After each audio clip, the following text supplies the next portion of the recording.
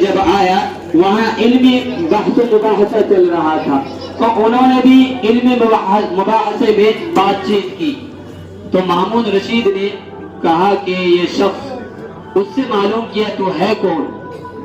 کہا میں ایک عیسائی آدمی ہوں۔ تو مامون رشید نے کہا کہ تم اسلام قبول کر لو، تمہارے ساتھ بہترین سلوک کیا جائے گا۔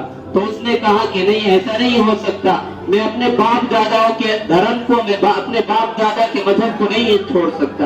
انہوں نے انکار کر دیا۔ خیر وہ چلے گئے۔ پھر 1 سال کے بعد وہی شخص آتا ہے مسلمان بن کر کے، اور فقہ اسلامی کے موضوع پر اتنے بہترین تقریر کیا، تو مامون رشید کہنے لگا کہ بھائی تو وہی شخص ہے جو پچھلے بار آیا تھا؟ کہا ہاں۔ تو پھر تو نے اس وقت تو اسلام قبول کرنے سے انکار کر دیا تھا، اب اسلام لانے کی وجہ کیا ہے؟ کیوں اسلام لے کر آیا؟ کیوں مسلمان بن گیا؟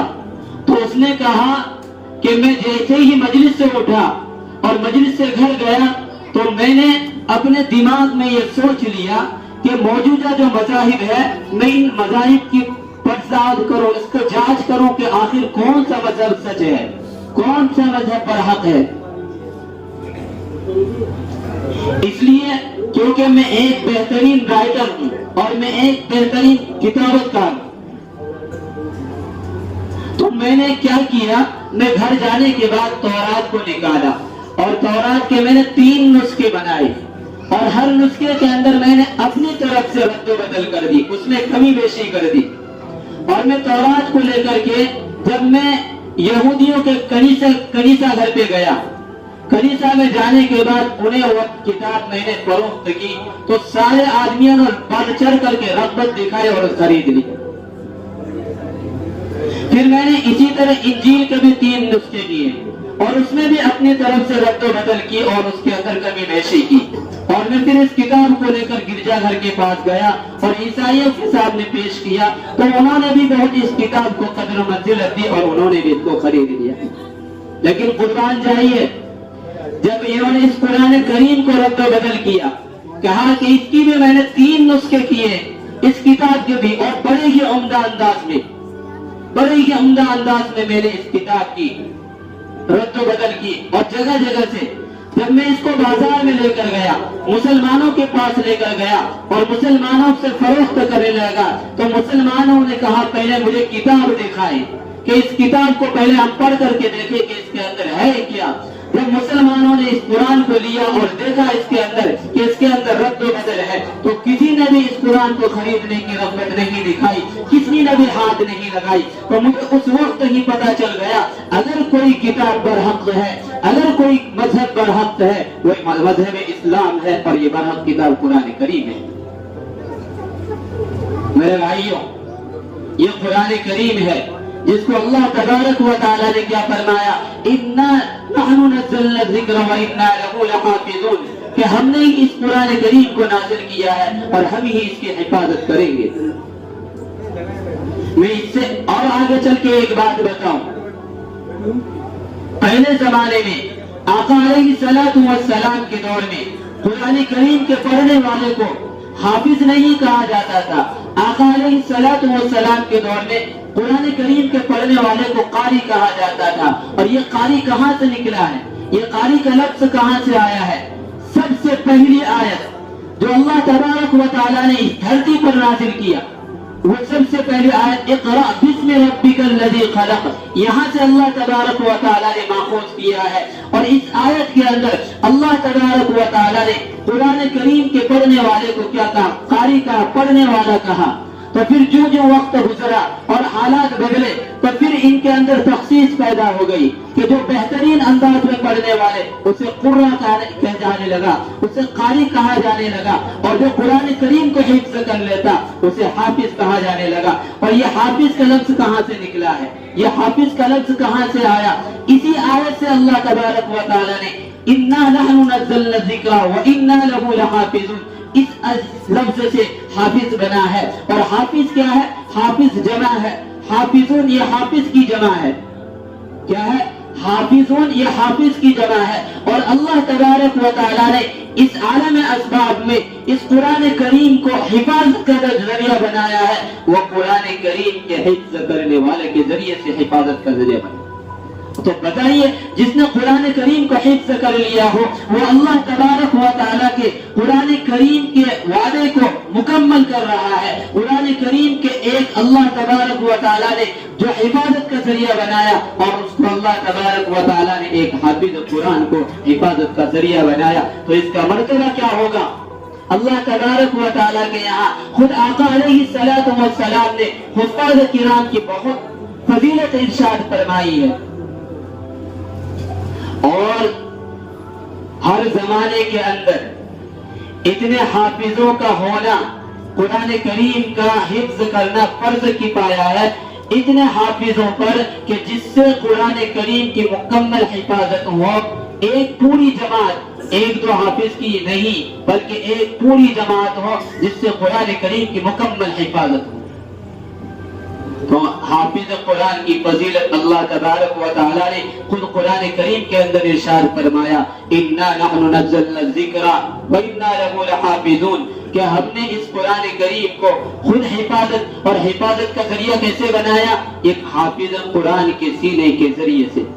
اب ایک عالم دین ہے، وہ کہتے تھے کہ علماء جو ہے، بعض آدمی ہوتا ہے، ایک تو ہوتا ہے علماء کے پیچھے رہنا، دو لفظ سے دھیان سے سننا، ایک ہے علماء کے پیچھے رہنا اور ایک ہے علماء کے پیچھے پڑنا۔ دونوں میں کتنا فرق ہے؟ علماء کے پیچھے رہنا، اگر علماء کے پیچھے رہے تو نجات، اللہ تبارک و تعالیٰ آخرت میں بھی کامیاب کرے گا، اور اگر علماء کے پیچھے پڑے تو پھر علماء کے پیچھے پڑو گے تو حدیث کے اندر فرماتا ہے کہ جو علماء کے پیچھے پڑ گیا فتہلکا، وہ ہلاک ہو گیا۔ حدیث کے اندر اللہ تبارک و تعالیٰ نے فرمایا، او عالما، اگر تمہارے اندر صلاحیت ہے، اللہ تبارک تعالیٰ نے تمہیں صلاحیت عطا کی ہے تو پھر تم عالم بن جاؤ۔ او متعلما، اگر عالم بننے کی صلاحیت نہیں ہے تو او متعلما، قرآن کریم کو پڑھنے والا بن جائے، متعلم بن جائے، طالب علم بن جائے۔ یہ بھی صلاحیت نہیں ہے تو تیسری چیز اللہ کے حبیب صلی اللہ علیہ وسلم نے فرمایا، او محبت، او محبت، ان دونوں سے محبت کرنے والے بن جائے، ان دونوں سے محبت کرنے والے بن جائے۔ اور چوتھی چیز ہے او متبعان، ان کی اتباع کرنے والے بن جائے۔ اور پانچویں کہا ولا تکن الخامس، اور پانچویں نہ بننا، ان سے بغض اور عداوت کرنے والا نہ بننا، یہ تو کیا ہو جاؤ گے؟ فتہلکا، ہلاک ہو جاؤ گے۔ اللہ تبارک و تعالیٰ دنیا کے اندر بھی رسوائی کا ذریعہ بنائے گا اور آخرت میں رسوائی کا ذریعہ بنو گے۔ علامہ ابن مبارک رحمت اللہ علیہ نے فرمایا کہ جو عقل مند شخص ہے وہ تین آدمیوں کی کبھی بھی خلاف ورزی نہیں کرتا۔ ایک علماء کی، جس نے علماء کی خلاف ورزی کی، علماء کے پیچھے پڑا، اس کی اخروی زندگی خراب محروم ہو جائے گی، اخروی زندگی اس کے نیست و نابود ہو جائے گی۔ اور اسی طرح حکمران، جو دنیا کا بادشاہ ہے، اس کی بھی نافرمانی نہیں کرنا چاہیے، اگر اس کی نافرمانی کی تو پھر دنیاوی زندگی سے محروم۔ اور تیسرے ہے اپنے بھائی کی نافرمانی نہ کرنا، اپنے بھائی جو خونی بھائی ہے، اگر ان کے ساتھ کرو گے تمہارا عادت و اخلاق بگڑ جائے گا، تم اخلاق کے پکے نہیں ہو گے۔ قرآن کریم کا ہمارے اوپر 4 حق ہے۔ سب سے پہلا حق یہ ہے کہ انسان قرآن کریم کو پڑھنے والا بن جائے، قرآن کریم کو پڑھنے والا، ہم پڑھتے نہیں ہیں۔ اور دوسرا یہ ہے کہ قرآن کریم کو تلاوت کرنا، اب جب پڑھنا آ گیا تو پھر قرآن کریم کی تلاوت، قرآن کریم کو روزانہ پڑھنے کی عادت ہے۔ اور تیسری چیز یہ ہے کہ قرآن کریم کو سمجھنے والا بننا چاہیے۔ علماء کرام سے اور جو آپ کے رابطے میں ہے ان سے قرآن کریم کے معنی اور مفاہیم کو سمجھنے کی کوشش۔ اور چوتھی چیز بڑی اہم ہے، اور وہ ہے قرآن کریم کے احکام پر عمل کرنا، قرآن کریم کے احکام پر عمل کرنا۔ میں اپنی طرف سے ایک بات بتاؤں، جیسے حافظ قرآن نے آپ کو نماز میں قرآن کریم کو سنایا ہے، قرآن کریم کو سنانے کے بعد حافظ قرآن جو آپ کو نماز پڑھا رہے، کبھی رکوع میں لے کے جا رہے، کبھی سجدے میں لے کے جا رہے، آپ اس کے پیچھے ہو رہے ہیں، آپ اس کے تابع ہو رہے ہیں، آپ اس کے پیچھے پیچھے جا رہے ہیں. کیوں؟ اللہ تبارک و تعالیٰ نے انہیں حافظ قرآن بنایا، اس وجہ سے اللہ تبارک و تعالیٰ نے اسے وہ عزت عطا کی ہے. اسی طرح اگر آپ قرآن کریم کے احکام پر عمل کرنے والے بن گئے تو یہ ساری دنیا آپ کے پیچھے اسی طرح کیا ہو جائیں گے. جس طرح یہ رکوع میں لے کے جاتا ہے، اسی طرح اگر قرآن کریم کے احکام پر سب عمل کرنے والے بن جائے تو یہ ساری دنیا آپ کی ماننے والے بن جائے. اللہ تبارک و تعالی ہم سب کو ان باتوں پر عمل کرنے کی توفیق نصیب فرمائے. اللہ تبارک و تعالی قرآن کریم کے احکام پر عمل کرنے کی توفیق نصیب فرمائے. اللہ تبارک و تعالی جنہوں نے سنایا ہے، اللہ ان کے دل میں قرآن کریم کو تا حیات محفوظ رکھنے اور قیامت تک اس کو دل میں رکھنے کی توفیق نصیب فرمائے. ان کے والدین کو جزائے خیر عطا فرمائے. اللہ کے حبیب صلی اللہ علیہ وسلم نے حدیث کے اندر جو فضیلت ارشاد فرمائی ہے وہ تمام فضیلت عطا فرمائے. بسم اللہ الرحمن الرحیم. الحمد للہ رب العالمین والعاقبۃ للمتقین والصلاة والسلام على سيد الأنبياء والمرسلين وعلى آله وأصحابه أجمعين. ربنا ظلمنا أنفسنا وإن لم تغفر لنا وترحمنا لنكونن من الخاسرين. لا إله إلا أنت سبحانك إنا كنا من الظالمين. رب اجعل لي مقيم الصلاة ومن ذريتي ربنا وتقبل دعاء. ربنا اغفر لي ولوالدي وللمؤمنين يوم يقوم الحساب. اللهم حاسبنا حسابا يسيرا. اللهم حاسبنا حسابا يسيرا. اللهم حاسبنا حسابا يسيرا. اللهم أعنا على ذكرك وشكرك وحسن عبادتك. اللهم أعنا على ذكرك وشكرك وحسن عبادتك. اللهم آنس وحشتنا في قبورنا. اللهم ارحمنا بالقرآن العظيم واجعله لنا إماما ونورا وهدى ورحمة. اللهم ذكرنا منه ما نسينا وعلمنا منه ما جهلنا وارزقنا تلاوته آناء الليل وآناء النهار واجعله لنا حجة يا رب العالمين. اے اللہ ہم سب کے گناہوں کو معاف فرما. اے اللہ ہم سب خطاوار ہیں. اے اللہ ہم سب مجرم ہیں. اے اللہ ہم سب پاپی ہیں. اے اللہ ہم سب پاپی ہیں. اے اللہ ہم سب نافرمان ہیں. اے اللہ ہم سب ناشکرے ہیں. اے اللہ ہم سب اپنے گناہوں کا اقرار کرتے ہیں. اے اللہ تو ہم سب کے گناہوں کو معاف فرما. اے اللہ ہم سب کے گناہوں کو معاف فرما. اے اللہ کون سے گناہ گنوائے. اے اللہ ساری زندگی گناہوں میں. اے اللہ 24 گھنٹے اے اللہ گناہوں کے اندر ہم نے گزاری ہے. اے اللہ جسم کا کوئی ایسا حصہ نہیں ہے جن سے ہم نے گناہ نہیں کیا ہے. اے اللہ اور وقت کا کوئی ایسا حصہ نہیں ہے جس میں ہم نے گناہ نہیں کیے. اے اللہ تو ہم سب کے گناہوں کو معاف فرما. اے اللہ دل و دماغ کو صاف و شفاف فرما.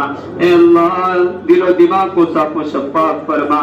اے اللہ اے اللہ اے اللہ آپ نے بہت ہی نافرمانی کی ہے. اے اللہ رات کے اندھیرے میں گناہ کیا ہے. اے اللہ ہمارے اتنے گناہ ہے. اے اللہ اگر تو ظاہر کر دے. اے اللہ کوئی منہ لگانے کے قابل نہیں ہو. اے اللہ کوئی اے اللہ ظاہر میں تو ہم اے اللہ بڑے بن کے پھر رہے ہیں. اے اللہ اندر سے باطن سے اللہ بہت ہی گندے ہیں. اے اللہ ہم سب کے باطن کو پاک و صاف فرما دے. اے اللہ باطن کو پاک و صاف فرما دے. اے اللہ ہم سب کے گناہوں کو معاف فرما دے. اے اللہ اگر تو معاف نہیں کرے گا تو پھر کون ہے جس کے دربار میں ہم ہاتھ پھیلائیں. اے اللہ تو ہم سب کے گناہوں کو معاف فرما دے. اے اللہ جسم کے ہر ایک اعضاء سے گناہ کیا ہے. اے اللہ لیکن اے اللہ جسم کا ایک حصہ ایسا ہے جس سے ہم نے کبھی گناہ نہیں کیا ہے. اے اللہ یہ پیشانی ہم نے تیرے سوا اور کہیں نہیں ٹیکا ہے. اے اللہ یہ پیشانی جب بھی جھکا ہے اے اللہ تیرے سامنے ہی جھکا ہے. اے اللہ تو اس پیشانی کے لاج رکھ کر ہم سب کے گناہوں کو معاف فرما دے. اے اللہ ہم سب کے گناہوں کو معاف فرما دے. اے اللہ ہم سب کے گناہوں کو معاف فرما دے.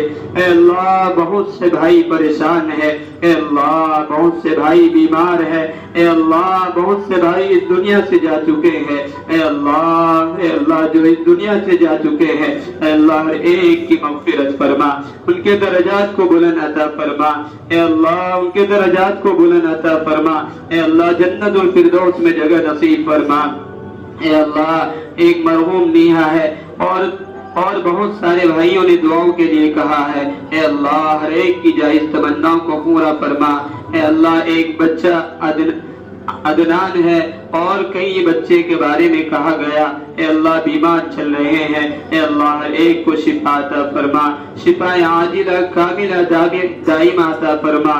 اے اللہ یہاں بہت سے ایسے بندے بیٹھے ہیں، اے اللہ جو آپ کے نزدیک محبوب ہوگا، اے اللہ جس سے اے اللہ آپ محبت کرتے ہوں گے، اے اللہ یہاں بہت سے بچے یتیم بھی بیٹھے ہوئے ہیں، اے اللہ یتیم سے اللہ تو بہت ہی محبت کرتا ہے، کیونکہ تیرا حبیب بھی یتیم تھا، تیرا حبیب بھی یتیم سے بہت محبت کرتے تھے۔ اے اللہ اس یتیم کے صدقے ہم سب کے گناہوں کو معاف فرما دے، ہم سب کی جائز تمناؤں کو پورا فرما دے۔ اے اللہ ہمیں مانگنا نہیں آتا، اے اللہ ہم کیا مانگے، ہم تو اتنے گنہگار ہیں، اے اللہ یہ ہاتھ اٹھانے کے قابل نہیں ہے، اے اللہ ہمیں شرم آتی ہے، اے اللہ لیکن تیرے حبیب کا فرمان ہے، تیرے حبیب نے کہا ہے کہ جب بھی کسی چیز کی ضرورت ہو تو اللہ کے سامنے رو لینا، اللہ کے سامنے ہاتھ اٹھا لینا۔ اے اللہ ہم نے تیرے حبیب کے قول کو یاد کر کے اے اللہ تیرے سامنے ہاتھ پھیلائے ہیں، اے اللہ تو ہمارے ہاتھ اٹھانے کو قبول فرما لے، اے اللہ ہمارے ہاتھوں کے لاج رکھ لے۔ اے اللہ دنیا والے طرح طرح کے انداز سے مانگتے ہیں، اے اللہ کوئی رومال سے مانگتا ہے، کوئی کٹورے سے مانگتا ہے، اے اللہ تو نے جب بھی اے اللہ تو نے کہا میرے سامنے جب مانگنے کی ضرورت ہو، رات کا اندھیرا ہو تو تو کہاں رومال ڈھونڈے گا، کہاں کپڑا ڈھونڈے گا، کہاں کٹوری ڈھونڈے گا۔ اے اللہ تو نے کہا اے میرے بندے رات کے اندھیرے میں اپنے بستر پر بیٹھ کر کے میرے سامنے اپنے ہاتھ کو پھیلا لینا اور میرے سامنے اپنی ضرورتوں کو مانگ لینا۔ اے اللہ قرآن کریم مکمل ہوا ہے، اے اللہ اس قرآن کریم کے اے اللہ مقدس ہونے کی وجہ سے، اے اللہ اس قرآن کریم کی برکت سے اے اللہ ہمارے گناہوں کو معاف فرما دے، ہمارے ہاتھ اٹھانے کو قبول فرما لے، اے اللہ ہمارے ہاتھ اٹھانے کو قبول فرما لے، اے اللہ ہر ایک کی جائز تمنا کو پورا فرما دے، اے اللہ جو مانگا وہ بھی عطا فرما دے، اے اللہ جو مانگنے سے رہے گا وہ بھی عطا فرما دے۔ اے اللہ اس قرآن کریم کے اندر جو غلطیاں ہوئی ہے جان کر انجان کر، اے اللہ تو اپنے فضل کرم سے معاف فرما۔ وصلی اللہ تعالی علی خیر خلقہ محمد وآلہ واصحابہ اجمعین برحمتک یا ارحم الراحمین۔